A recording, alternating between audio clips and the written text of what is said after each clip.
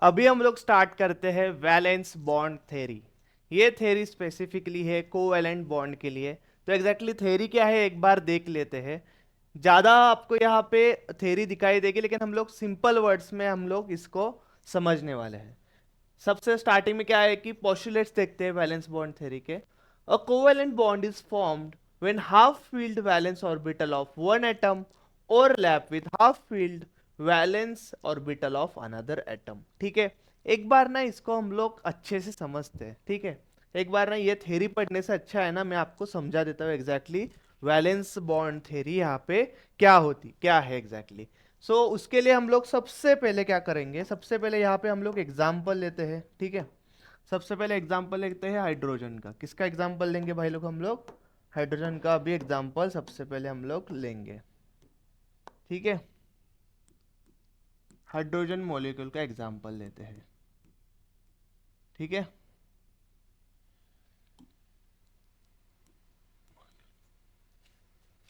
ठीक है।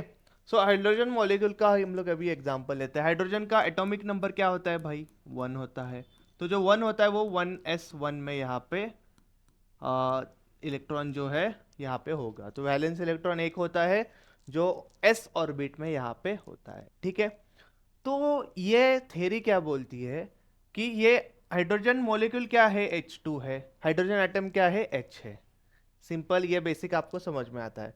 तो ये क्या करता है भाई, ये H का ये 1s1 दूसरे H का 1s1 ये मिला के फॉर्म करते हैं यहाँ पे बॉन्ड, जिसको हम लोग H2 बोलते हैं। जिसको हम लोग क्या बोलते हैं भाई, H2 बोलते हैं। लेकिन एक्चुअल में कैसा होता है, ये थोड़ा अगर हम लोग डीप डाइव अगर इसमें जाए तो क्या होता है भाई लोग कि ये ये एक हाइड्रोजन एटम है यहाँ पे, ये दूसरा हाइड्रोजन एटम है। ठीक है, ये दूसरा हाइड्रोजन एटम है। ठीक है, ये दो न्यूक्लियस का बीच का जो डिस्टेंस है उसको बोलेंगे हम लोग न्यूक्लियस का डिस्टेंस। डिस्टेंस बिटवीन न्यूक्लियाई या फिर न्यूक्लियस डिस्टेंस, ये सारा हम लोग इसको बोल सकते हैं। ठीक है, तो अभी जब ये दोनों मॉलिक्यूल जब पास में आएंगे, ठीक है, पास में आएंगे तो फोर्स ऑफ अट्रैक्शन भी होगा, फोर्स ऑफ रिपल्शन भी होगा। कैसे होगा मैं आपको बताता हूँ। ये इसका ऑर्बिट है वैलेंशियल, यहाँ पे एक इलेक्ट्रॉन रहेगा। ये भी इसका ऑर्बिट है, यहाँ पे एक इलेक्ट्रॉन रहेगा। ठीक है, अभी क्या है, ये दोनों जैसे जैसे पास में आ रहे हैं बच्चों, तो यहाँ पे ये न्यूक्लियस और ये न्यूक्लियस पॉजिटिवली चार्ज है, और जब सेम चार्ज रहता है तो उसमें होता है रिपल्शन। तो ये दोनों के बीच में क्या होगा, यहाँ पे रिपल्शन होगा। ठीक है, ये दोनों के बीच में थोड़ा सा इसका कलर अलग कर देता हूं मैं, तो जरा आपको समझ में आ जाए।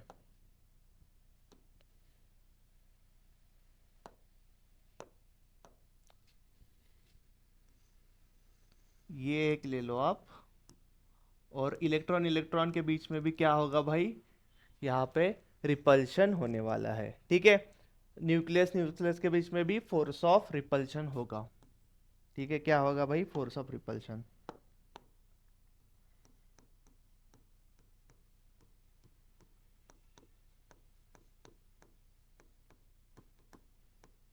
और यहाँ पे और आप अगर डीप डाइव देखो तो यहाँ पे पॉजिटिव चार्ज और ये इलेक्ट्रॉन, इसके बीच में क्या होगा, फोर्स ऑफ अट्रैक्शन होगा। एट द सेम टाइम ये पॉजिटिव चार्ज और ये इलेक्ट्रॉन, इसके बीच में भी क्या होने वाला है बच्चों, फोर्स ऑफ अट्रैक्शन। उसके बीच में क्या होने वाला है बच्चों, यहाँ पे फोर्स ऑफ अट्रैक्शन। क्योंकि क्या है, वो दोनों क्या है भाई, ऑपोजिटली चार्ज है। और जब ऑपोजिटली चार्ज होते हैं तब वो केस में अट्रैक्शन होता है सिंपल में। तो अभी ये दोनों जैसे जैसे पास आ रहे हैं वैसे वैसे फोर्स ऑफ रिपल्शन भी बढ़ रहा है, फोर्स ऑफ अट्रैक्शन भी बढ़ रहा है। ठीक है, तो ऐसे एक डिस्टेंस यहाँ पे होगा, जो डिस्टेंस पे फोर्स ऑफ रिपल्शन और फोर्स ऑफ अट्रैक्शन क्या होगा, इक्वल होगा। फोर्स ऑफ रिपल्शन और फोर्स ऑफ अट्रैक्शन क्या होगा, यहाँ पे इक्वल होगा। तो वो स्टेट को हम लोग बोलेंगे, मतलब वो डिस्टेंस को हम लोग बोलेंगे इक्विलिब्रियम डिस्टेंस। वो डिस्टेंस को हम लोग क्या बोलने वाले हैं भाई, इक्विलिब्रियम डिस्टेंस, सिंपल में। ठीक है, यहां तक समझ में आ गया आपको इक्विलिब्रियम डिस्टेंस क्या होता है। अभी ये दोनों अगर बॉन्ड फॉर्म करेंगे, ठीक है, ये दोनों अगर यहाँ पे बॉन्ड फॉर्म करेंगे तो क्या होगा भाई, ये हाइड्रोजन एटम है, ये दूसरे हाइड्रोजन एटम के साथ क्या होगा भाई, ओवरलैप होगा। ओवरलैप होगा, इसमें फोर्स ऑफ अट्रैक्शन क्या होगा दोनों के बीच में। तो ओवरलैप कब होगा मुझे बच्चों बताइए, जब फोर्स ऑफ अट्रैक्शन जो है वो मोर होगा फोर्स ऑफ रिपल्शन से। ठीक है, तो जब भी force of attraction force of repulsion से मोर ज्यादा होगा, अट्रैक्शन ज्यादा है, तो उस केस में यहाँ पे बॉन्ड फॉर्म होगा, और जो बॉन्ड होगा वो कौन सा बॉन्ड फॉर्म होगा भाई, कोवैलेंट बॉन्ड। यही है आपकी वैलेंस बॉन्ड थ्योरी सिंपल में। जो बॉन्ड फॉर्म होने वाला है वो कौन सा बॉन्ड रहेगा, कोवैलेंट बॉन्ड। और ये जब भी बॉन्ड फॉर्म होने वाला है, तो यहाँ पे अभी देखिए, इसके पास एक एनर्जी थी, ठीक है, ये हाइड्रोजन एटम के पास एक एनर्जी लेवल थी, ये भी हाइड्रोजन के आइटम के पास एनर्जी एक लेवल थी। अभी ये दोनों एक में के साथ बॉन्ड क्यों बनाएंगे, क्योंकि स्टेबिलिटी के लिए। ठीक है, जैसे ही बॉन्ड कोवेलेंट बॉन्ड बनता है, वैसे उनकी क्या H2 मॉलिक्यूल का क्या हो जाता है भाई, स्टेबल बन जाता है। पहले H हाइड्रोजन था, अकेला था बेचारा, स्टेबल नहीं था, इसलिए उसकी एनर्जी क्या थी, ज्यादा थी। अभी दोनों साथ में आ गए तो भाई अभी खुश है, ठीक है, स्टेबल बन गए।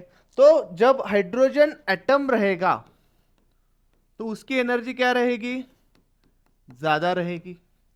और जब H2 एटम बने, H2 मॉलिक्यूल जब बनेगा, वो H2 मॉलिक्यूल जब बनेगा, तो यहाँ पे उसकी एनर्जी क्या होगी, डिक्रीज होगी। एनर्जी क्या होगी भाई, इस केस में डिक्रीज होने वाली है। तो जब भी मॉलिक्यूल फॉर्म होने वाला है, एनर्जी डिक्रीज होगी और स्टेबिलिटी यहाँ पे आपको मिल जाएगी। इसलिए जो एटम्स है वो मॉलिक्यूल्स बनाते हैं, इसलिए जो एटम्स है वो मॉलिक्यूल बनाते हैं, क्योंकि उनको स्टेबल स्टेट में जाना होता है। सिंपल में, क्योंकि उनको क्या होता है, स्टेबल स्टेट में जाना होता है। यही यहाँ पे मैंने एक्सप्लेन किया था ये सब। ठीक है, इसके बाद यही मैं बोल रहा था कि भाई इक्विलिब्रियम डिस्टेंस में देखो, यहाँ पे फोर्स ऑफ अट्रैक्शन और फोर्स ऑफ अट्रैक्शन और फोर्स ऑफ रिपल्शन क्या है, इक्वल रहेगा। और जैसे जैसे आप और आगे बढ़ोगे, जैसे जैसे और डिस्टेंस यहाँ पे क्लोज आता जाएगा, वैसे वैसे क्या है भाई, आप एक स्टेबिलिटी, मतलब एक ही स्टेट आपके यहाँ पे फॉर्म होने वाली है। स्टार्टिंग में हाइड्रोजन एटम था तो देखो यहाँ पे एनर्जी ज़्यादा थी, और जब हाइड्रोजन मॉलिक्यूल बन गया तो एनर्जी क्या हो गई, यहाँ पे कम हो गई है। ठीक है, ओवरलैपिंग ऑफ एटॉमिक ऑर्बिटल्स, ठीक है, इसको अच्छे से जान लेंगे एक बार, ये पढ़ लो आप, मैं आपको विद डायग्राम समझाऊंगा, आपको बहुत अच्छे से समझ में आएगा। दो टाइप के बॉन्ड है सिंपल में, ठीक है, जो कोवेलेंट बॉन्ड फॉर्म हो रहे हैं उसमें दो टाइप के बॉन्ड है, एक होता है सिग्मा बॉन्ड और दूसरा होता है पाई बॉन्ड। ठीक है, तो यहाँ पे जो सिग्मा बॉन्ड होता है, it is formed when atomic orbital overlap along with nuclear axis. ठीक है, समझा दूंगा, टेंशन मत लो। और पाई बॉन्ड कब फॉर्म होता है, when atomic orbital overlap sideways. ठीक है, ये एक है। Electron density is high along the axis of the molecule, that is internuclear axis. Electron density is zero along the axis of the molecule. ठीक है, समझा दूंगा, टेंशन मत लो भाई। Extent of overlap is greater, extent of overlap is less. Involves SS bond, SP bond और PP overlap. Involves only PP overlap. ठीक है, tension मत लो भाई, सब समझाने वाला हो आपको। ठीक है, विद एग्जांपल समझाऊंगा ना भाई।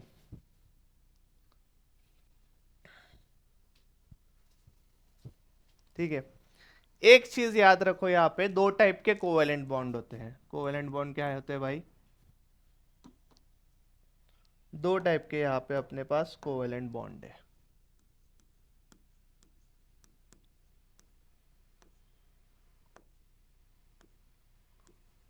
कोवेलेंट बॉन्ड, ठीक है, फर्स्ट है सिग्मा बॉन्ड। फर्स्ट क्या है, सिग्मा बॉन्ड। ये एक्सप्लेन करने के पहले मैं आपको ऑर्बिट स्टेट एक्सप्लेन करता हूँ। जैसे हमने इसके पहले के जो टॉपिक में हमने डिस्कस किया था स्ट्रक्चर ऑफ एटम में, एक होता है भाई न्यूक्लियस, उसके इसके आगे एक यहाँ पे ऑर्बिट होता है, दूसरा ऑर्बिट होता है, ये तीसरा ऑर्बिट होता है, ये चौथा ऑर्बिट होता है। ठीक है, ये होता है एस शेल, इसमें होता है, इसमें होता है दूसरे, इसमें एस और पी शेल होता है, तीसरे में एस पी और डी शेल होता है, और चौथे में एस पी डी और एफ चारों शेल यहाँ पे होते हैं, ठीक है। ये अपने को ये बेसिक पता है यहाँ तक का। तो जब सिग्मा बॉन्ड फॉर्म होगा, सिग्मा बॉन्ड कौन कौन से केस में फॉर्म होता है? पहला केस है एस और एस, यहाँ पे एस और एस ऑर्बिट में फॉर्म होगा, ठीक है। थोड़ा सा नॉमेनक्लेचर देखो, ये न्यूक्लियस है, ठीक है। इसका ये शेल है, शेल के अंदर ये सारे ऑर्बिट्स है, S P, S P D, S P D F. और ये ऑर्बिट्स के अंदर भी क्या होता है? इलेक्ट्रॉन्स यहाँ पे स्पिन होता है। एक होता है क्लॉकवाइज ऊपर की तरफ, दूसरा होता है नीचे की तरफ, क्लॉकवाइज एंटी क्लॉकवाइज उसको भी बोलते हैं यहाँ पे। तो सिग्मा बॉन्ड का फॉर्म होता है जब दो एस एस बॉन्ड साथ में आते हैं। फॉर एग्जाम्पल अगर आप हाइड्रोजन एटम लो, हाइड्रोजन मॉलिक्यूल ले लो यहाँ पे, ठीक है, हाइड्रोजन मॉलिक्यूल ले लो। हाइड्रोजन का एक हाइड्रोजन का क्या है? 1s1 है, और दूसरा भी क्या है? 1s1 है। तो ये जब दोनों साथ में आते हैं तब बनता है एस एस ऑर्बिट। और एस ऑर्बिट जो होता है वो होता है मतलब वो सर्कल टाइप में होता है। वो क्या होता है भाई? सर्कल टाइप में होता है। तो ये एस ऑर्बिट ये ऐसा दिखेगा 1s1, या एक हाइड्रोजन का ऐसा दिखेगा, दूसरे हाइड्रोजन का ये ऐसे दिखने वाला है, ठीक है, जब फॉर्म होगा दोनों एक साथ। तो जैसे कि हम लोग यहाँ पे भी देख सकते हैं यहाँ पर, ठीक है। तो ये है इसका एक, ये दोनों ऐसा फॉर्म करेंगे बॉन्ड।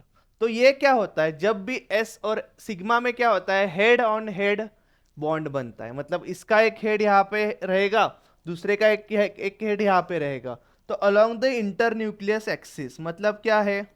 ये दोनों के न्यूक्लियस कहाँ पर है? यहाँ है, यहाँ है। ये दोनों को जोड़ने वाली जो लाइन है वो क्या होती है? इंटर न्यूक्लियर एक्सिस, ठीक है। और वहां पे क्या होता है भाई? ये बॉन्ड क्या होता है? हेड टू हेड है, क्लोज यहाँ पे आपके पास हो रहा है।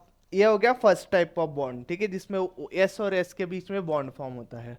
दूसरा टाइप ऑफ ऑर्बिट मतलब दूसरे टाइप में क्या होता है? एस और पी के बीच में सिग्मा बॉन्ड फॉर्म होता है। सिग्मा सिग्मा बॉन्ड का मतलब है सिंगल बॉन्ड। सिग्मा बॉन्ड का मतलब है सिंगल बॉन्ड, मतलब एच और एच। सिंपल में क्या है? एच और एच। दूसरा देखते हैं अभी, एस पी बॉन्ड देखते हैं। एस पी बॉन्ड देखने के लिए हमें एच एफ को स्टडी करना पड़ेगा, एच एफ, ठीक है। एच एफ में क्या होता है? हाइड्रोजन है, हाइड्रोजन का क्या है भाई? 1s1 है। फ्लोरीन है, फ्लोरीन का 9 रहता है एटॉमिक नंबर, 2 और 7। तो यहाँ पे 1s2, 2s2 और 7 है, लास्ट केस में 7 है ना, तो 2p क्या रहेगा? 5 रहेगा। 5 और 2 7 और 2 9। यहां तक अपने को पता चल गया। तो यहाँ पे s और p यहाँ पे ऑर्बिट मिलके अपना फॉर्म कर रहे हैं, राइट। तो यहाँ पे क्या होगा? ये s बॉन्ड है, ठीक है, और प्लस दूसरा यहाँ पे क्या रहेगा? p बॉन्ड हमेशा क्या रहता है भाई? डम्बेल शेप का रहता है। p बॉन्ड हमेशा क्या रहता है? डम्बेल शेप का रहता है। तो यहाँ पे हेड है ना, तो हेड ऑन हेड अगर जब भी बॉन्ड बनता है तभी हम लोग उसको बोलेंगे सिग्मा बॉन्ड। तो इसका हेड यहाँ पे है और ये पूरा डंबल शेप का हेड कहाँ पे? यहाँ पर है। तो ये ने दोनों मिला के एक बॉन्ड फॉर्म करेंगे यहाँ पे। दोनों मिला के क्या करेंगे भाई? बॉन्ड फॉर्म करेंगे, जो कि ऐसा होगा यहाँ पर, ठीक है, जो कि होगा ये एस होगा, यहाँ पे बॉन्ड फॉर्म हो गया। ये न्यूक्लियस है इसका, ये है, और अलोंग द इंटरन्यूक्लियस एक्सिस है, ये होगा एस और पी बॉन्ड। ये क्या होगा भाई? एस और पी बॉन्ड यहाँ पे होने वाला है, सिंपल में। तीसरा हम लोग केस लेते हैं, तीसरा हम लोग अभी यहाँ पर केस लेते हैं। तीसरा सिग्मा ऑर्बिट है पी और पी ऑर्बिट। तीसरा कौन सा है? पी और पी ऑर्बिट है। तो ये एक हो गया पी ऑर्बिट, प्लस दूसरा हो गया पी ऑर्बिट। ये जो दोनों मिलके फॉर्म करते हैं तो वो ऐसा दिखता है कुछ, ठीक है। और ये दोनों मिलके जब बॉन्ड फॉर्म करेंगे यहाँ पे, तो यहाँ पे सिंगल बॉन्ड फॉर्म होना चाहिए, राइट। तो सिंगल बॉन्ड कब फॉर्म होगा? जब हेड टू हेड टच होगा। जब हेड टू हेड क्या होगा भाई? टच होगा। तो हम लोग को ऐसे करके फायदा है क्या? नहीं है, इसमें हेड टू हेड टच नहीं हो रहा है। तो इसमें क्या होगा? एक का यहाँ पे एक हेड और दूसरे का यहाँ पे और एक हेड। तो ये जब टच करेंगे तब जाके क्या होगा? बॉन्ड फॉर्म होगा। तो इसको बोलेंगे PP pi bond, PP sorry sigma bond. PP क्या है यहाँ पे? ये सिग्मा बॉन्ड यहाँ पर फॉर्म होगा। तो ये 3 टाइप के सिग्मा बॉन्ड यहाँ पे होते हैं, ठीक है। इसके बाद देखते हैं, इसके बाद का यहाँ पे हमें दिया है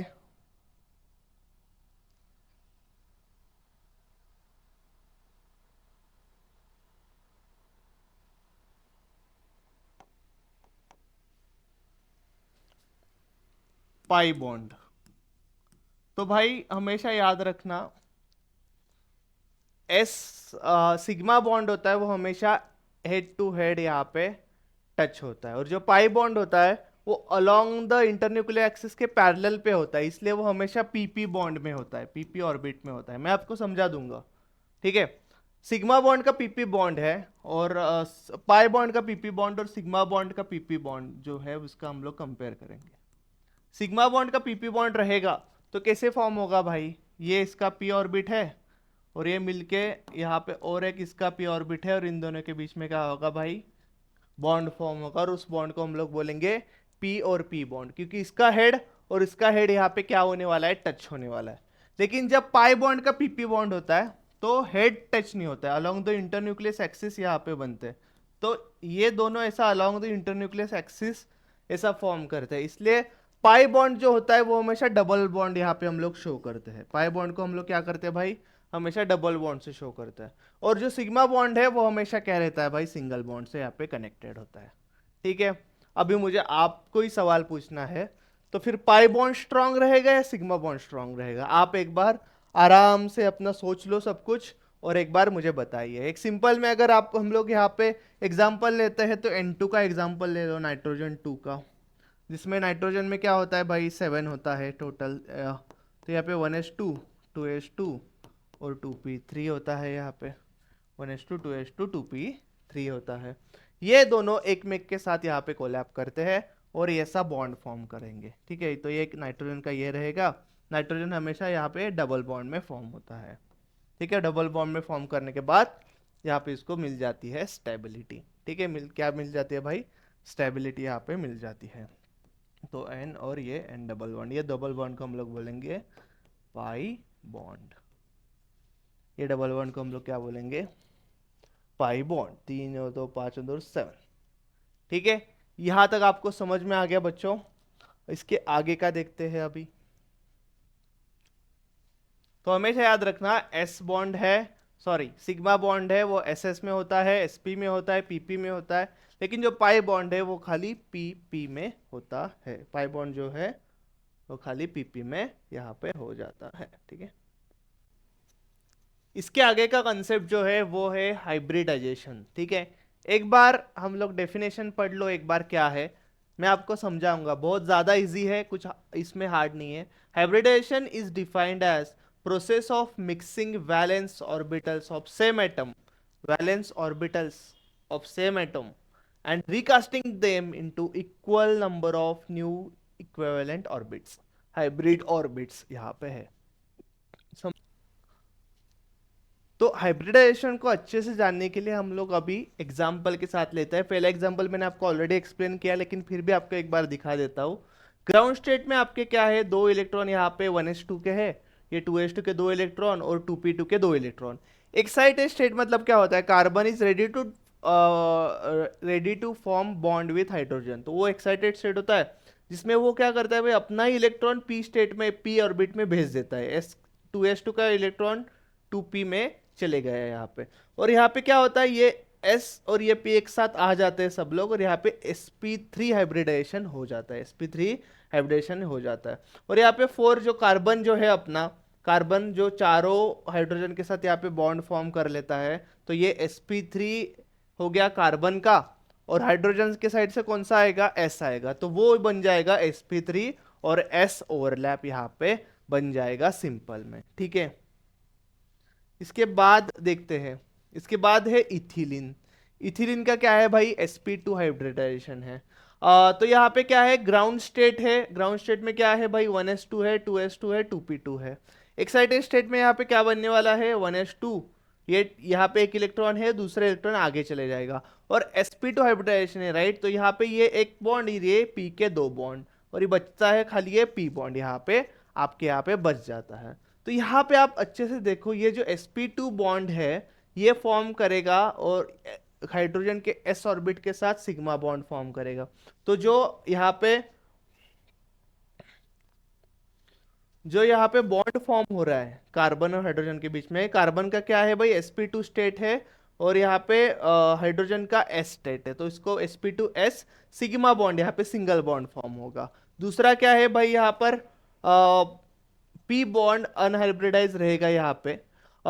उसके बाद sp2 और s सिग्मा बॉन्ड है एक C2H4 में। 1 sp2 बॉन्ड है यहाँ पे, ये जो बीच में है ये sp2 बॉन्ड एक फॉर्म हो रहा है। और यहाँ पे 1 pp पाई बॉन्ड एक फॉर्म हो रहा है। एक क्या हो रहा है भाई, pp पाई बॉन्ड एक यहाँ पे फॉर्म हो रहा है। तो इतने सारे यहाँ पे आपको यहाँ पे बॉन्ड्स यहाँ पे दिखाई देंगे सिंपल में, ठीक है। तो यहाँ पे आपको एक याद रखने की चीज़ है भाई कि 120 डिग्री का एंगल होता है यहाँ पर टोटल। तो यहाँ पे एक डबल बॉन्ड यहाँ पे फॉर्म होगा, ठीक है। और ये बाकी के बचे हुए 4 हाइड्रोजन आपके यहाँ पे मिल जाएंगे। बचे हुए आपको यहाँ पे क्या मिल जाएंगे, 4 हाइड्रोजन आपको वहाँ पर मिल जाएंगे। इसका जो शेप होता है वो ट्राइगोनल प्लेनर होता है, जो हमने इसके पहले देखा है। फॉर्मेशन ऑफ एसिटिलिन, एसिटिलिन मतलब क्या है भाई, इथाइन है। इथाइन मतलब CH C2H2, ठीक है। मतलब यहाँ पे ट्रिपल बॉन्ड फॉर्म हो रहा है। ट्रिपल बॉन्ड कैसे फॉर्म हो रहा है भाई यहाँ पे, तो आप अगर देखोगे कार्बन कार्बन के बीच में एक सिंगल बॉन्ड रहेगा, मतलब सिग्मा बॉन्ड रहेगा। दो यहाँ पे पाई बॉन्ड रहने वाले हैं, और यहाँ पे कार्बन हाइड्रोजन के बीच में एक सिग्मा बॉन्ड रहेगा। तो सिंपल है यही। यहाँ पे मैं आपको दिखा देता हूँ CH का कैसा होता है।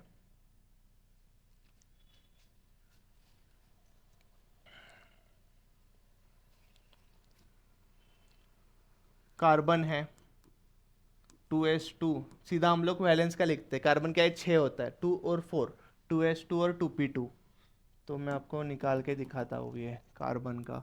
नॉर्मल स्टेट में क्या रहेगा, 2s2 यहाँ पे ऐसा रहेगा। और p में क्या होगा भाई, p में ये 2 रहेगा। एक्साइटेड स्टेट में, एक्साइटेड स्टेट में क्या होगा भाई, ये एक इलेक्ट्रॉन 2s2 का है, और दूसरा इलेक्ट्रॉन यहाँ पे यहाँ से शिफ्ट होके यहाँ पर चले जाएगा। दूसरा इलेक्ट्रॉन क्या है, यहाँ से शिफ्ट होके यहाँ पे चले जाएगा, जो कि एक्साइटेड स्टेट है। इसके बाद यहाँ पे sp हाइब्रिडाइजेशन हो जाता है। क्या होता है sp हाइब्रिडाइजेशन, मतलब क्या है, ये s का एक, ये p का एक यहाँ पे मिल जाते हैं, ठीक है। s का एक और p का एक, और बचे हुए 2 क्या रहते हैं यहाँ पे, p बॉन्ड रहता है। तो ये s है, ये p है, ये p है, ये p है। इसको p में और डिटेल में px py और pz है यहाँ पे, ठीक है। इसके भी 2 इलेक्ट्रॉन यहाँ पे रहने वाले हैं, ठीक है। तो जो sp बॉन्ड है सिंपल में, तो इसमें आप अगर देखोगे अच्छे से तो CH यहाँ पे ट्रिपल बॉन्ड फॉर्म करेगा CH। ये हमें क्या दिया है, इथाइन दिया है। ये क्या है भाई, इथाइन का स्ट्रक्चर है।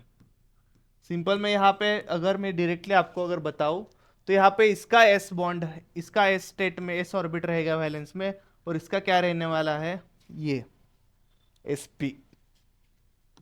तो यहाँ पे जो बॉन्ड फॉर्म होगा H और C के बीच में, वो होगा सिग्मा बॉन्ड। वो भी किसके किसके बीच में, sp और s के बीच में सिग्मा बॉन्ड फॉर्म होगा। दूसरा सेम यहाँ पे भी सेम ऐसा, H और C के बीच में जो बॉन्ड है वो इसका sp और इसका s। और इन दोनों के बीच में जो बॉन्ड ट्रिपल बॉन्ड जो है, ट्रिपल बॉन्ड जो फॉर्म हो रहा है, तो जो 2 बॉन्ड फॉर्म हो रहे हैं यहाँ पे, 2 बॉन्ड जो फॉर्म हो रहे हैं यहाँ पे, वो पाई बॉन्ड है। वो जो क्या है, पाई बॉन्ड है। वो किसके कारण फॉर्म हो रहे हैं, ये पी वाई और पी जेड के कारण यहाँ पे क्या होंगे, ये 2 पाई बॉन्ड फॉर्म होने वाले हैं। और यहाँ पे जो बीच वाला जो बॉन्ड है वो है आपका सिग्मा बॉन्ड। वो क्या है अपना सिग्मा बॉन्ड यहाँ पे फॉर्म होने वाला है। तो ये अगर आप स्ट्रक्चर देखो इथाइन का, तो इसमें यहाँ पे ये एक सिग्मा बॉन्ड, ये दूसरा सिग्मा बॉन्ड, और सी और सी के बीच में एक तीसरा सिग्मा बॉन्ड। और पाई बॉन्ड कितने हैं, ये ऊपर वाला एक पाई बॉन्ड है, नीचे वाला एक पाई बॉन्ड है यहाँ पे। तो सिंपल में आपको इस तरीके से यहाँ पे इसको लर्न करना है, ठीक है। यहाँ पे अगर आप निकालते हो एंगल, तो यहाँ पे एच सी सी का बॉन्ड फॉर्मेशन होता है, जो कि एकदम स्ट्रेट होता है 180 डिग्री का। All the 4 atom in the ethyne molecule are in the straight line, सारा का सारा स्ट्रेट लाइन में यहाँ पे होता है। तो आप ये याद रखना है भाई, sp3 का एंगल कितना होता है, sp2 का एंगल कितना होता है, और sp का एंगल कितना होता है, ये आपको याद रहना चाहिए, ठीक है। एक बार चाहिए तो रिवाइज कर लेते हैं। यहाँ पे अब आप देखो, sp3 के बीच में एंगल क्या होता है भाई, sp3 का बीच का एंगल होता है 109 इंटू 28 मिनट। यहाँ पे इसका होता ये ज्योमेट्री क्या होती है इसकी, टेट्राहेड्रल। ये बहुत ज़्यादा इंपॉर्टेंट है, इसलिए मैं लिख के दे रहा हूँ। ठीक है, टेट्राहेड्रल ज्योमेट्री होती है। इसके बाद हम लोग देखेंगे sp2 हाइब्रिडाइजेशन। ठीक है, इसका कितना होता है भाई, यहाँ पे 120 डिग्री होता है। और जो ज्योमेट्री होती है यहाँ पे, वो क्या होती है, ट्राइगोनल होती है। वो क्या होती है, ट्राइगोनल होती है। और तीसरा जो बॉन्ड है वो है sp। ठीक है, वो होता है आपका 180 डिग्री। ये होता है स्ट्रेट लाइन पूरा का पूरा, स्ट्रेट लाइन होता है ये पूरा का पूरा। ठीक है, तो ये सारा 3 टाइप के आपके बॉन्ड यहाँ पे बन गए। ये सारा आपको यहाँ पे याद रखना पड़ेगा। ठीक है, कुछ चीज़ें आपको याद रखनी पड़ेगी, उसमें आप कुछ भी नहीं कर सकते हो।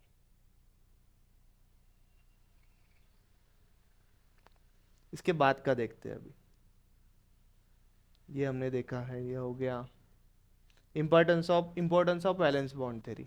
तो वैलेंस बॉन्ड थ्योरी में क्या है, delocalisation of electron over the two nuclei, यहाँ पे हम लोग को समझ में आता है। शील्डिंग इफेक्ट ऑफ इलेक्ट्रॉन यहाँ पे हम लोग को एक्सप्लेन हो जाता है। क्या है ये शील्डिंग इफेक्ट ऑफ इलेक्ट्रॉन। तो शील्डिंग इफेक्ट ऑफ इलेक्ट्रॉन अब लोग को समझ में आता है, तो ये एग्जैक्टली है क्या, इसके बारे में हम लोग बात करते हैं। तो शील्डिंग इफेक्ट क्या होता है भाई, कि आपका ये एक न्यूक्लियस है।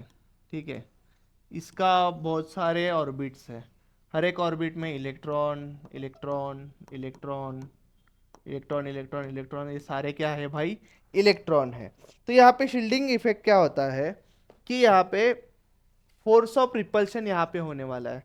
Force of repulsion between inner electron and valence outer electron, इसको बोलते हैं shielding effect. Force of repulsion between inner electron and valence outer electron, इसको हम लोग बोलेंगे भाई शील्डिंग इफेक्ट। तो शील्डिंग इफेक्ट के बारे में भी हम लोग को वीपीटी में पता चल जाता है।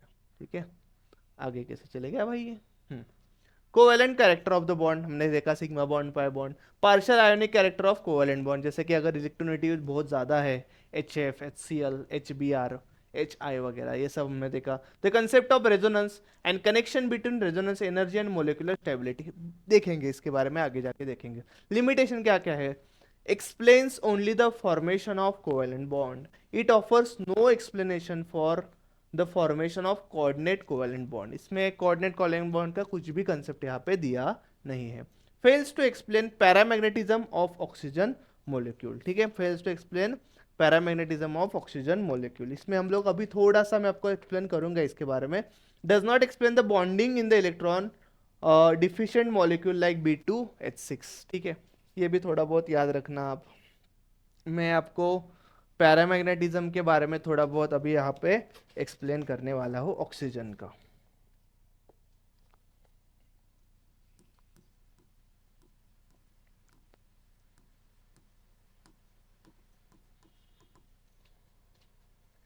Paramagnetic nature of oxygen.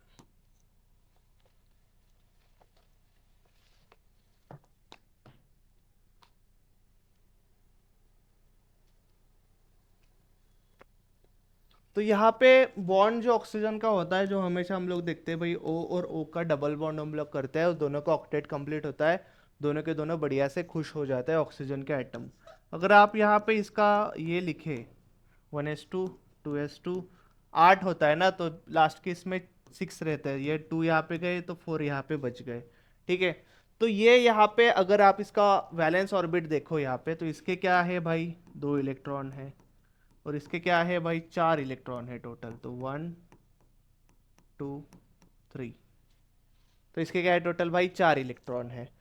तो यहाँ पर अभी आप देखो कि जो यहाँ पे इलेक्ट्रॉन दिख रहे हैं वो क्या है, अनपेयर्ड है। वो क्या है भाई, अनपेयर्ड इलेक्ट्रॉन है। कितने अनपेयर्ड इलेक्ट्रॉन है यहाँ पे, 2 अनपेयर्ड इलेक्ट्रॉन है।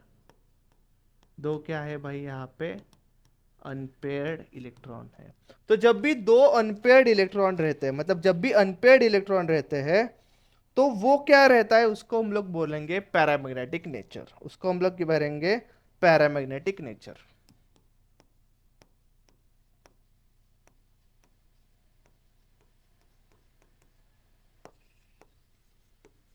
पैरामैग्नेटिक नेचर का मीनिंग ही यही है कि जिसमें क्या होता है भाई, अनपेयर्ड इलेक्ट्रॉन होते हैं।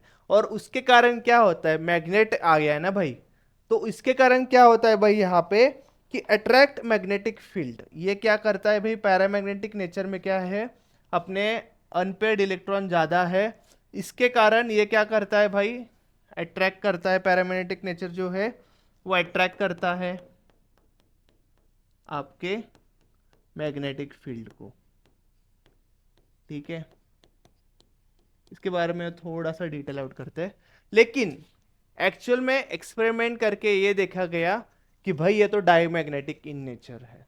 ऑक्सीजन क्या है भाई, डायमैग्नेटिक इन नेचर है, तो वहां पे वीबीटी थ्योरी जो है वो फेल हो गई। पैरामैग्नेटिक और डायमैग्नेटिक के बारे में थोड़ा सा मैं एक्सप्लेन कर लेता हूं आपको।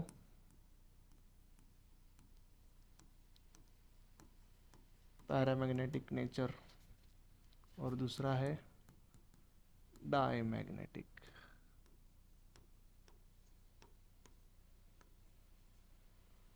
नेचर।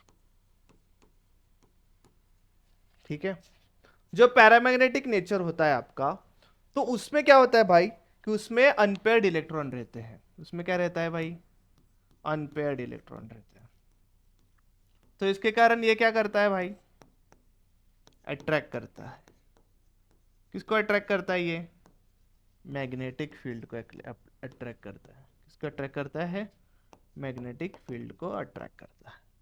जो डायमैग्नेटिक नेचर है उसमें क्या रहता है भाई, सारे के सारे पेयर्ड इलेक्ट्रॉन रहते हैं। पेयर्ड इलेक्ट्रॉन करते हैं, इसके कारण ये करता है भाई, रिपेल करता है। ये क्या करता है भाई, यहाँ पे मैग्नेटिक जो फील्ड है उसको क्या करेगा, यहाँ पे रिपेल करने वाला है। तो ये यहाँ तक का ओवरऑल था वैलेंस बॉन्ड थ्योरी का। थोड़ा बहुत एक दो क्वेश्चन यहाँ पे सॉल्व करते हैं सो दैट अंडरस्टैंडिंग आपकी अच्छी बनी रहे। देखते हैं, which type of habitation present in BF3। अरे भाई BF3 sp2 रहेगा भाई, sp3 कैसे फॉर्म होगा, sp4 sp3 में तो 4 बॉन्ड चाहिए ना भाई, इसमें तो 3 ही बॉन्ड है। BF3 एंगल कितना होगा, क्या है, sp2 का एंगल कितना है भाई, 109 के आसपास है क्या, कि 180 है, क्या है एंगल, 120 होता है भाई। How many sigma bonds are formed in acetylene molecule. ठीक है, एसिटिलीन मोलिक्यूल मतलब क्या है भाई, एक मिनट, लेक्चर चालू होत, बोला ना। हाँ हाँ, हे होतं ना, द्या, ओके थँक्यू।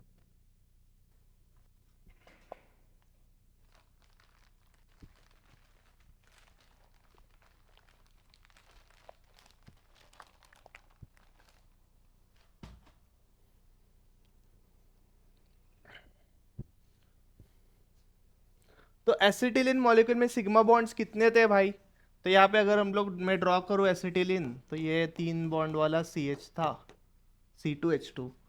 कितने सिग्मा बॉन्ड थे, ये एक सिग्मा बॉन्ड, ये दूसरा सिग्मा बॉन्ड, ये तीसरा, ये चौथा। नहीं रे भाई, ये एक सिग्मा बॉन्ड, ये दूसरा सिग्मा बॉन्ड, और इसके बीच वाला जो था वो एक सिग्मा बॉन्ड, तो टोटल 3 सिग्मा बॉन्ड थे। ये दो क्या है, पाई बॉन्ड थे। ठीक है, तो 3 है टोटल भाई। State whether the given statement true और फॉल्स। NH3 क्या है, ट्राइगोनल प्लेनर। अरे ये कब बन गया भाई ट्राइगोनल प्लेनर, NH3 क्या होता है भाई, यहाँ पे शेप किस तरीके से यहाँ पे डिवाइड होता है, टेट्राहेड्रल शेप है।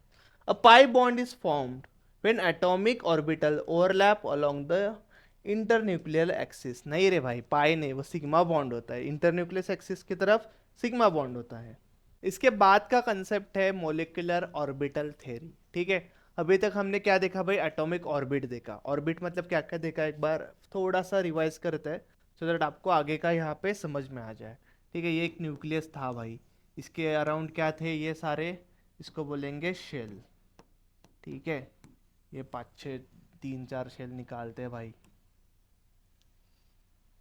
ठीक है, ये है S ऑर्बिट, इसमें रहेगा S और P ऑर्बिट, इसमें रहेगा S P और D ऑर्बिट, इसमें रहेगा SP DF orbit.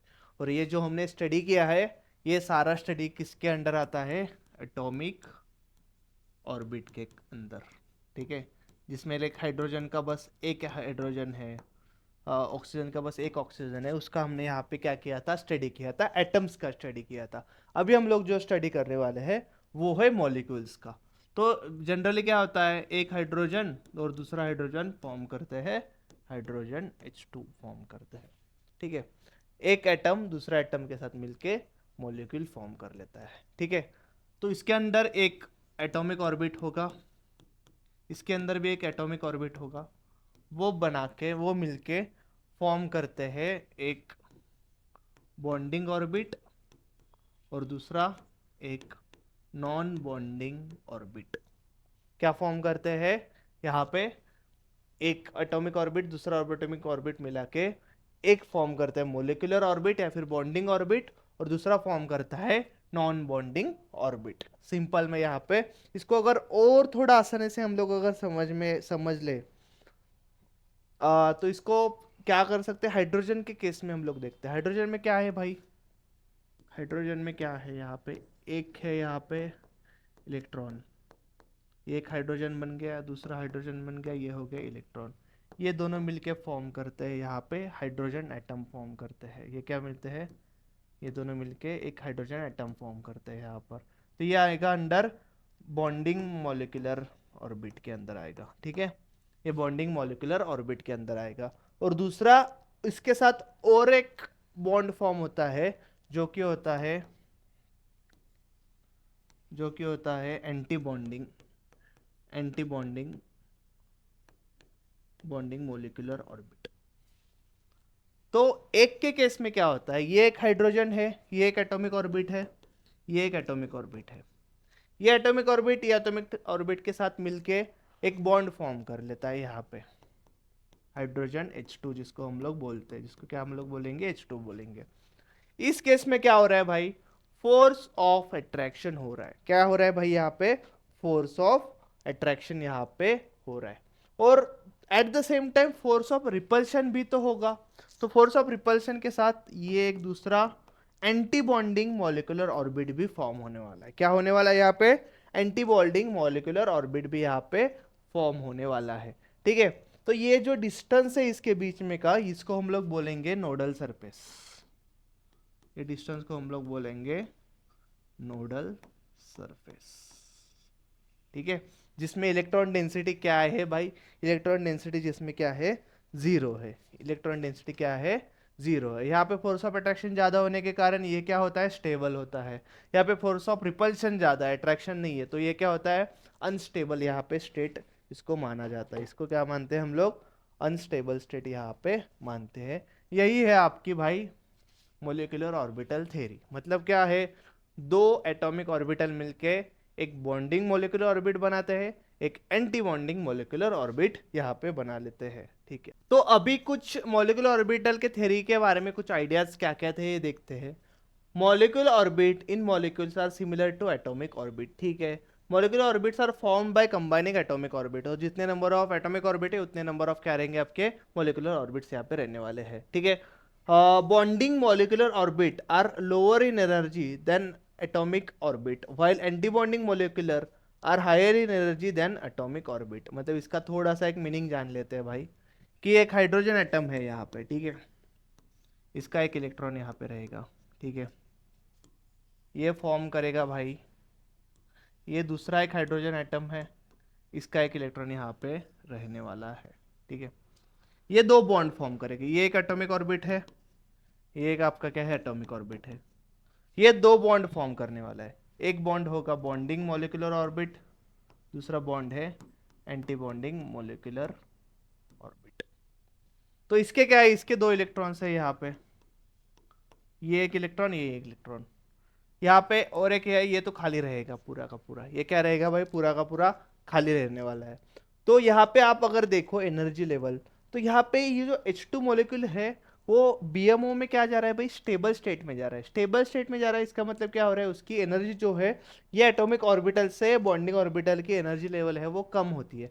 At the same time anti bonding molecular orbit में क्या होता है, वो अनस्टेबल बन रहा है। अनस्टेबल बनने के कारण क्या होता है भाई, यहाँ पे अनस्टेबल बनने के कारण उसकी एनर्जी क्या होती है, ज़्यादा होती है। तो हमेशा एनर्जी स्टेट के बारे में अगर आप जान लो तो सबसे कम एनर्जी होती है बीएमओ की, उसके बाद एटॉमिक ऑर्बिट्स की, और उसके बाद सबसे ज़्यादा होती है एंटी बॉन्डिंग मोलिकुलर ऑर्बिट की। अगर आप यहाँ पे बॉन्ड ऑर्डर निकालना चाहते हो, बॉन्ड ऑर्डर, इसका फॉर्मूला है number of bonding electron minus number of anti bonding electron divide by 2। Number of bonding electron होते हैं 2, एंटी बॉन्डिंग इलेक्ट्रॉन होते हैं 0 डिवाइड बाय 2, तो ये होता है 1, ये होता है 1। तो हमेशा हाइड्रोजन का जो है वो 1 मतलब क्या है, हाइड्रोजन के बीच में हमेशा क्या रहेगा, सिंगल बॉन्ड ही यहाँ पे रहने वाला है। हाइड्रोजन के बीच में क्या रहने वाला है भाई, सिंगल बॉन्ड ही हमेशा यहाँ पे फॉर्म होके रहने वाला है, सिंपल है, ठीक है। इसके बाद का देखते हैं,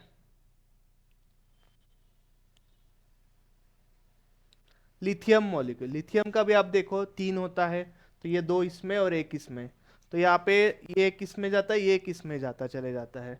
तो यहाँ पे अब टोटल कितने हैं बॉन्डिंग इलेक्ट्रॉन्स, देखो ये 2 और ये 2, 4, और नॉन बॉन्डिंग में कितने हैं, ये 2 है, तो 4 माइनस 2, 2 होते हैं, 2 डिवाइड बाय 2 1 होता है। तो लिथियम के बीच में भी क्या होता है, सिंगल बॉन्ड यहाँ पे फॉर्म हो जाता है, ठीक है।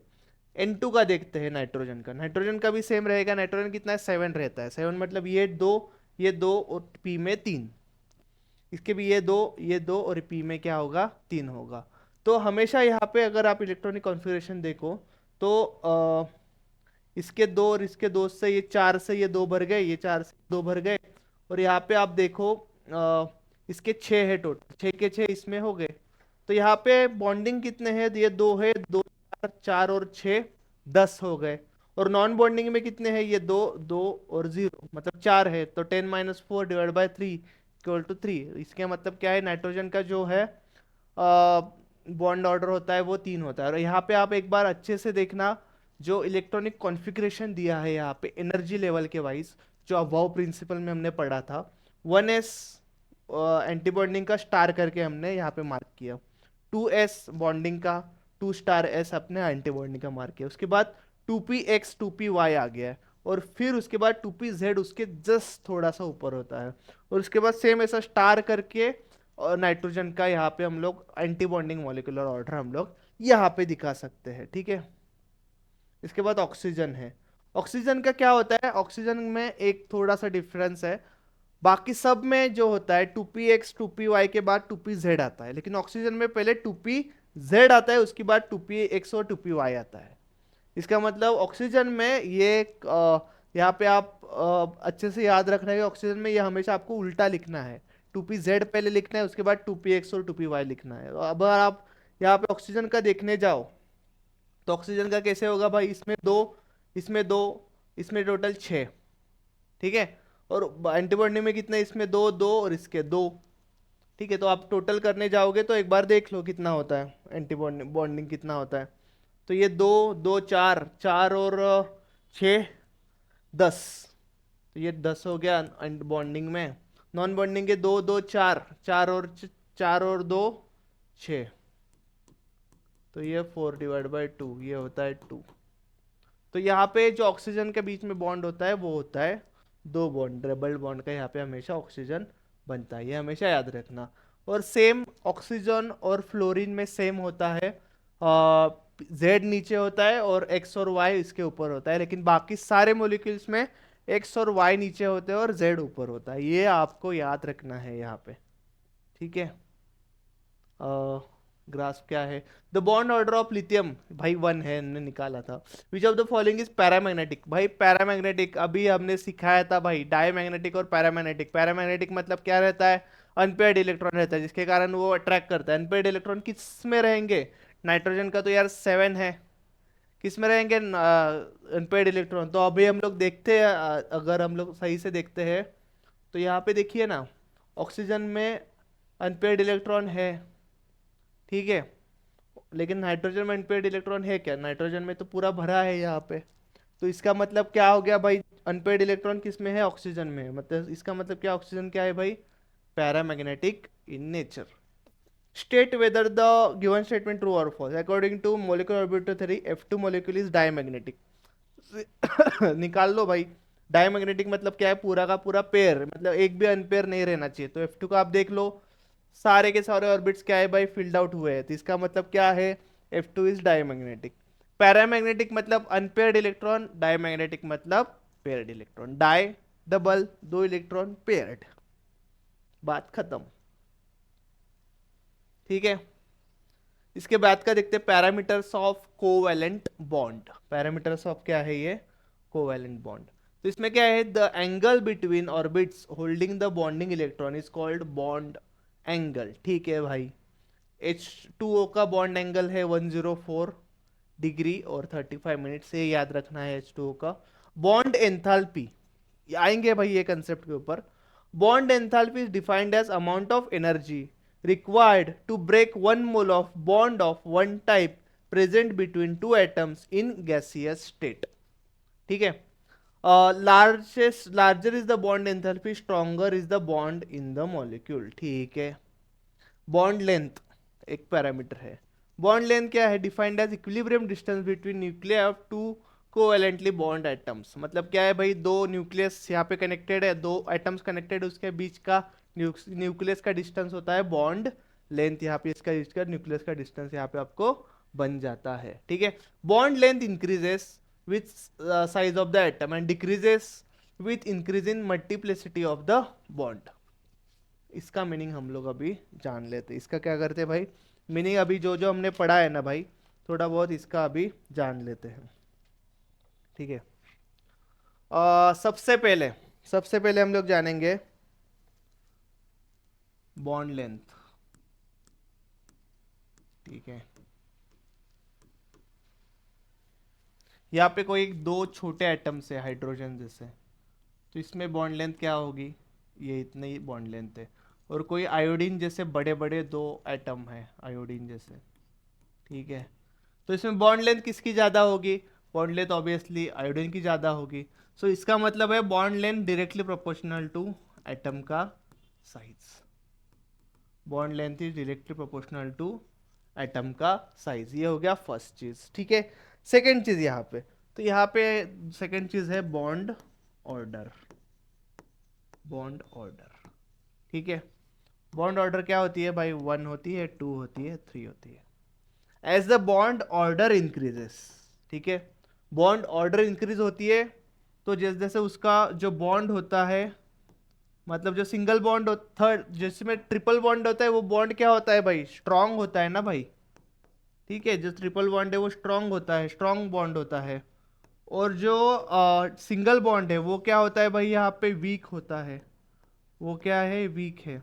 सिंगल बॉन्ड स्ट्रांग होता है, ट्रिपल बॉन्ड क्या होता है? सॉरी, सिंगल बॉन्ड वीक होता है और ट्रिपल बॉन्ड क्या होता है? स्ट्रांग होता है. और जब भी स्ट्रांग बॉन्ड रहेगा तो यहाँ पे बॉन्ड एंथैल्पी क्या होगी? बॉन्ड एंथैल्पी भी इंक्रीज होगी.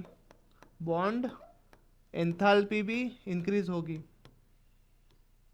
क्योंकि जितना स्ट्रांग बॉन्ड उतनी ज़्यादा एनर्जी लगेगी वो 1 मोल ऑफ जो मोलिक्यूल है उसको सेपरेट आउट करने के लिए. इसका मतलब है बॉन्ड ऑर्डर जैसे जैसे इंक्रीज हो रहा है वैसे वैसे बॉन्ड एंथैल्पी क्या हो रही है? यहाँ पे इंक्रीज हो रही है.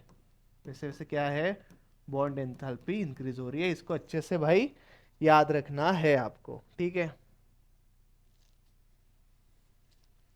इसके बाद का देखते हैं bond order. Bond order is the number of bonds between the two atom. भाई वो पता है. आइसो इलेक्ट्रिक मॉलिक्यूल्स मतलब जिसमें सेम नंबर ऑफ इलेक्ट्रॉन्स होते हैं. And ions have identical bond orders. ठीक है. एग्जांपल में क्या है? N2CO NO प्लस, इसमें बॉन्ड ऑर्डर क्या है? 3 है. वो तो हम लोग निकाल ही सकते हैं. As the bond order increases bond enthalpy increases, मैंने जैसे बोला था. और बॉन्ड लेंथ जो है वो डिक्रीज हो जाती है. वो तो सिंपल है, क्योंकि बॉन्ड लेंथ, अट्रैक्शन बढ़ेगा भाई, अट्रैक्शन बढ़ेगा. ट्रिपल बॉन्ड में अट्रैक्शन ज़्यादा है तो क्लोज रहेंगे, क्लोज रहेंगे. इसका मतलब बॉन्ड एंथैल्पी तो ज़्यादा है, लेकिन बॉन्ड लेंथ क्या होगी? कम होगी. बॉन्ड लेंथ क्या होगी भाई? कम होगी. ये सारा लॉजिक से आपको यहाँ पे याद रखना है. नॉन पोलर कोवैलेंट बॉन्ड और पोलर कोवैलेंट बॉन्ड, इसका देखते हैं. तो यहाँ पे अगर आप देखो, इलेक्ट्रोनिगेटिविटी के बारे में हमने यहाँ पे पढ़ना है. इलेक्ट्रोनिगेटिविटी मतलब एबिलिटी टू पुल इलेक्ट्रॉन, मतलब इलेक्ट्रॉन खींचने की जो एनर्जी है इसको हम लोग बोलेंगे इलेक्ट्रोनिगेटिविटी। ठीक है, तो यहाँ पे जितनी ज़्यादा इलेक्ट्रोनिगेटिविटी होगी उतना ज़्यादा वो क्या कर सकता है, वो इलेक्ट्रॉन क्या कर सकता है, वो खींच सकता है। ठीक है, यहाँ पे विच of the polar covalent bond और नॉन पोलर कोवेलेंट बॉन्ड के बारे में थोड़ा सा जान लेते हैं। Sorry, polarity of covalent bond एक बार पढ़ लेता हूँ फिर आपको समझा दूंगा। When covalent bond is formed between atoms of same element, the paired pair of electrons attracted equally in both atoms and in a midway। मतलब अगर सेम इलेक्ट्रॉन सेम अगर दोनों एटम है तो इसमें दोनों में फोर्स ऑफ अट्रैक्शन भी सेम होगा, फोर्स ऑफ रिपल्शन भी सेम होगा, एबिलिटी टू पुल इलेक्ट्रॉन भी सेम होगा, इलेक्ट्रोनेगेटिविटी दोनों की सेम होगी। इसके कारण जो है such covalent bond is termed as non polar. ठीक है, और जब दोनों में इलेक्ट्रोनेगेटिविटी का डिफरेंस बहुत ज्यादा है, मतलब HF मान लो, ये हाइड्रोजन है, ये फ्लोरीन है, फ्लोरीन की इलेक्ट्रोनेगेटिविटी ज्यादा है हाइड्रोजन से, तो हमेशा फ्लोरीन पे क्या रहेगा, पार्शियल निगेटिव चार्ज रहेगा, और हाइड्रोजन पे क्या रहेगा, पार्शियल पॉजिटिव चार्ज रहेगा। क्योंकि क्या करेगा भाई, ये फ्लोरीन हाइड्रोजन का इलेक्ट्रॉन अपनी तरफ बहुत ज्यादा खींचेगा, इसके कारण इसके ऊपर आ जाएगा पार्शियल निगेटिव चार्ज, और ये होगा पार्शियल पॉजिटिव चार्ज। और लास्ट में सबसे एक कंसेप्ट है कि when the difference in electronegativity of combining atom is about 1.7, उसमें फिर ionic percentage in the covalent bond is 50%। Ionic percentage क्या होता है, तो जब भी दोनों में डिफरेंस 1.7 होता है तो आयोनिक परसेंटेज इसमें क्या होता है, ionic percentage in the covalent bond 50% यहाँ पे बन जाता है। Check your grasp. Which of the following is example of polar covalent bond. Polar मतलब जिसमें इलेक्ट्रोनेगेटिविटी डिफरेंस ज्यादा है। किसमें होगा, ब्रोमीन ब्रोमीन तो सेम है तो इसमें नॉन पोलर है, ये होगा पोलर जिसमें होता है charge. HF is a polar molecule, yes true है। Bond length increases with increase in atom, बरोबर है भाई, बॉन्ड लेंथ ज्यादा है, एटम बड़ा तो बॉन्ड लेंथ भी बड़ी हो जाएगी। ठीक है, डाइपोल मूवमेंट, डाइपोल मूवमेंट मतलब क्या है भाई, यहाँ पे HF की इलेक्ट्रोनेगेटिविटी जो ज्यादा है रेट, तो हमेशा इसका हम लोग वेक्टर क्वांटिटी है भाई, ये कैलकुलेट की जाती है चार्ज इनटू डिस्टेंस। यहाँ पे dipole movement is a product of magnitude of charge into distance. ठीक है, बिटवीन सेंटर्स ऑफ पॉजिटिव और नेगेटिव, मतलब इन दोनों का बीच के न्यूक्लियस का डिस्टेंस है, उसको हम लोग बोलेंगे डाइपोल मूवमेंट। इसके यूनिट होता है डी बाई डी, से हम लोग डिनोट करते हैं। Dipole movement being a vector quantities represent, vector मतलब इसको डायरेक्शन देंगे हम लोग। Dipole movement of polyatomic atom, each polar bond is in a polyatomic molecule has its own dipole movement. ठीक है, उसके बारे में हम लोग देखते हैं कि कैसा यहाँ पे हम लोग फॉर्म करते हैं यहाँ पे डाइपोल मूवमेंट। तो यहाँ पे क्या है, the resultant dipole of molecule is decided by shape of the molecule और contribution of the individual dipoles and those of the lone pairs in it. ठीक है, मैं आपको समझा दूंगा, टेंशन मत लो यार, कुछ है नहीं डाइपोल मूवमेंट, मतलब एक बार एग्जांपल आ जाए, एग्जांपल से आप आराम से समझ जाओगे। यहाँ पे देखो BeF2 है, इसका शेप कैसा है, दोनों तरफ इक्वली अट्रैक्ट हो रहा है, तो दोनों का जो वेक्टर है वो नलीफाई हो रहा है। ये भी सेम फोर्स से इसको अट्रैक्ट कर रहा है, ये भी सेम फोर्स से इसको अट्रैक्ट कर रहा है, तो यहाँ पे टोटल जो डाइपोल मूवमेंट है वो क्या हो रहा है, एनर्जी जो हो रही है जीरो हो रही है। दूसरा है H2O। H2O में आप अगर अच्छे से देखो तो यहाँ पे ऑक्सीजन क्या है भाई, ज्यादा इलेक्ट्रोनेगेटिव है राइट, हाइड्रोजन के कंपैरिजन में, इसलिए वो जो है यहाँ से भी अट्रैक्ट करेगा, यहाँ से भी अट्रैक्ट करेगा, तो ओवरऑल जो डाइपोल है वो ऊपर की तरफ यहाँ पे रहने वाला है। Same case with NH3। उसके बाद NF3 है, dipole movement of NF3 is less than that of NH3। ठीक है, इसका भी एक रीजन है यहाँ पर, NH3 जो है रिजल्टेंट, तो N अपनी तरफ यहाँ पे खींचेगा, ठीक है सिंपल में, लेकिन NF3 में क्या होगा, NF3 में F भी इलेक्ट्रोनेगेटिव है, N भी इलेक्ट्रोनेगेटिव है, तो F क्या है, अपनी तरफ खींचेगा, और जो नाइट्रोजन है उसका भी लोन पेयर ऊपर की तरफ है, तो जो डाइपोल मूवमेंट है ऑफ NF3 है it is less than NH3 यहाँ पे। ठीक है, क्योंकि यहाँ पे आप देखो NH3 में एक सारा का सारा, सॉरी मैं दिखा देता हूँ, NH3 है, इसके दो ये इलेक्ट्रॉन लोन पेयर हो गए, ये NH H और H, और दूसरा NF3 है, ये F और ये F। अपने को सबसे पहले देखने हैं इलेक्ट्रोनेगेटिविटी। हाइड्रोजन की तो इलेक्ट्रोनेगेटिविटी भाई कुछ होती ही नहीं है, तो हमेशा क्या करेगा, हाइड्रोजन के इलेक्ट्रॉन नाइट्रोजन क्या करेगा, खींचेगा अपनी तरफ, क्या करेगा वो भाई, यहाँ पे अपनी तरफ ये खींचेगा, ये भी अपनी तरफ खींचेगा, ये भी अपनी तरफ खींचेगा, तो ओवरऑल डाइपोल मोमेंट है वो ऊपर की तरफ जाएगा और वो सेम डायरेक्शन में जाएगा, वेक्टर क्वांटिटी है। तो इस केस में क्या हो रहा है भाई, नाइट्रोजन का ये यहाँ पे ऊपर तो खींच रहा है, लेकिन जो फ्लोरीन है, फ्लोरीन की इलेक्ट्रोनेगेटिविटी ज्यादा के कारण ये नीचे खींच रहा है। तो एक यहाँ पे नाइट्रोजन का जो लोन पेयर है वो ऊपर खींच रहे हैं, लेकिन दूसरा क्या है, ये लोन पेयर के कारण एक ऊपर यहाँ पे इलेक्ट्रोनेगेटिविटी आ रही है।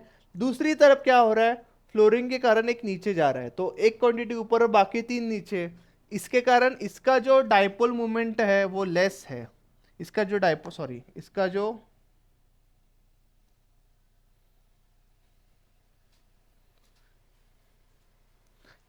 तो यहाँ पे डाइपोल मूवमेंट किसका ज़्यादा होगा, ऑब्वियसली ये सेम डायरेक्शन में जा रहा है तो NH3 का ज़्यादा है कंपेयर टू NF3। NH3 का ज़्यादा है कंपेयर टू NF3, बस यही है। इलेक्ट्रोनेगेटिव हिसाब से कौन किसके कहाँ कौन सी डायरेक्शन में खींच सकता है, ये बस आपको देखना है यहाँ पे, ठीक है। फजान्स रूल यहाँ पे देखते हैं क्या है, smaller the size of cation larger the size of anion, ठीक है। तो greater the covalent character of the ionic bond, ठीक है। Greater the charge on the cation more is the covalent character of ionic bond, ठीक है भाई। A cation with outer electronic configuration of A type possess greater polarizing power compared to the cation having same size and same charge but having outer electronic configuration this, ठीक है। इसका मैं आपको थोड़ा सा यहाँ पे अभी समझा देता हूँ कि क्या एग्जैक्टली exactly है इसमें।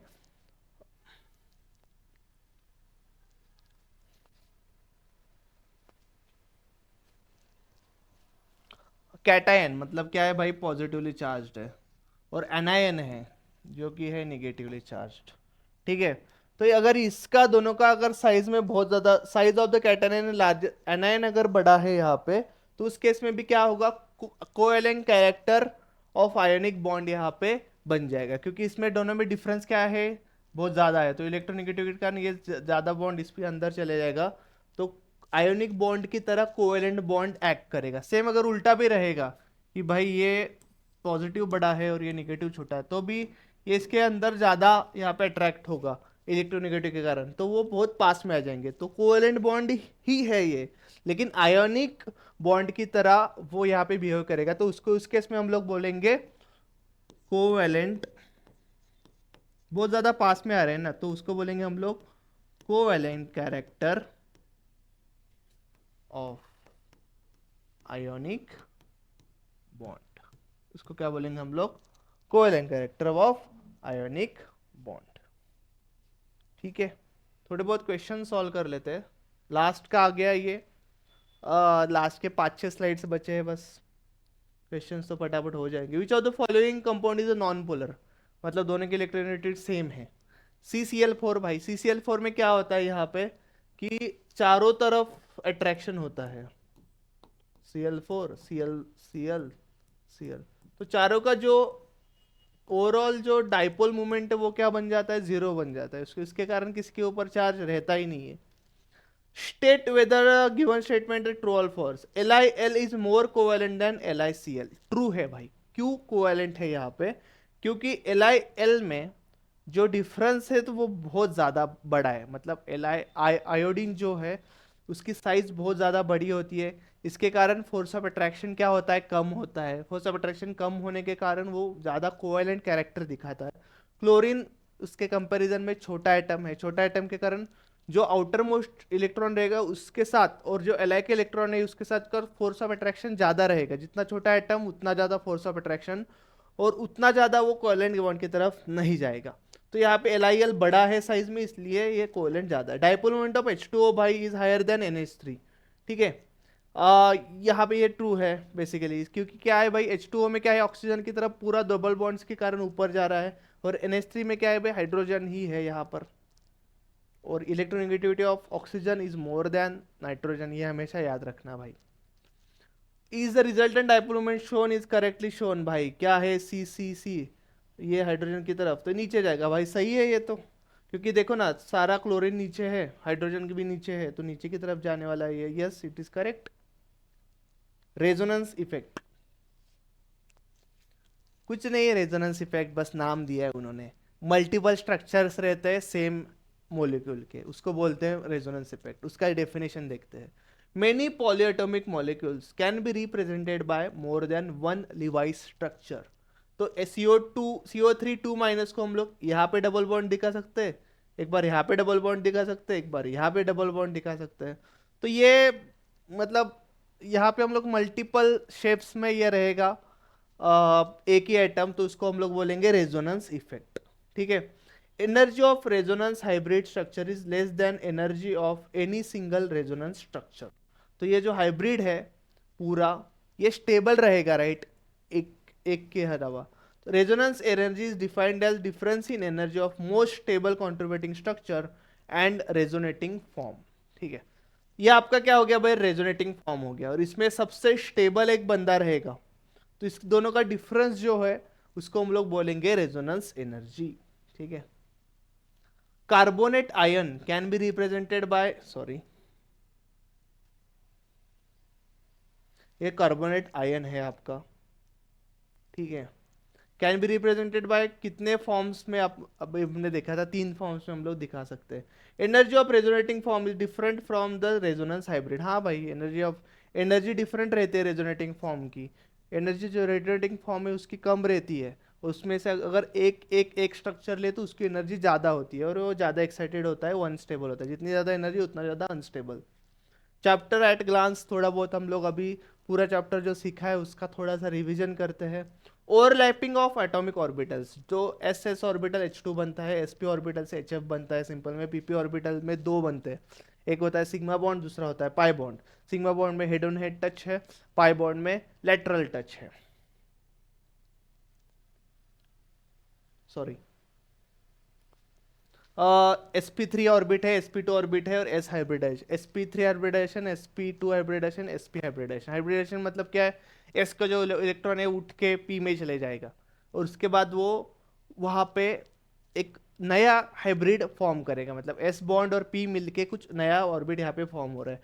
तो जहाँ जब भी sp3 रहेगा तो यहाँ पे टेट्राहेड्रल स्ट्रक्चर है, यहाँ पे ट्राइगोनल स्ट्रक्चर है, यहाँ पे sp में लीनियर स्ट्रक्चर है। आप एक बार इसका एंगल भाई रट लेना, एंगल यहाँ पे आपको याद रखना है। sp3 में CH4 है, sp2 में BF3 है, sp में BCl2 है। ठीक है। यहाँ पे हाइड्रोजन जो है, हाइड्रोजन में क्या है भाई, एक डायमैग्नेटिक और पैरामैग्नेटिक। डायमैग्नेटिक मतलब क्या है भाई, डबल है, डबल का मतलब क्या है, पेयर्ड इलेक्ट्रॉन रहते हैं। पेयर्ड इलेक्ट्रॉन है तो क्या होगा, मैग्नेटिक फील्ड को रिपेल करेगा, और अगर सिंगल इलेक्ट्रॉन रहेगा तो मैग्नेटिक फील्ड को यहाँ पे क्या करेगा, अट्रैक्ट करेगा। तो यहाँ पे सिंगल इलेक्ट्रॉन इसके रह रहे, इसमें वो पैरामैग्नेटिक रहेगा।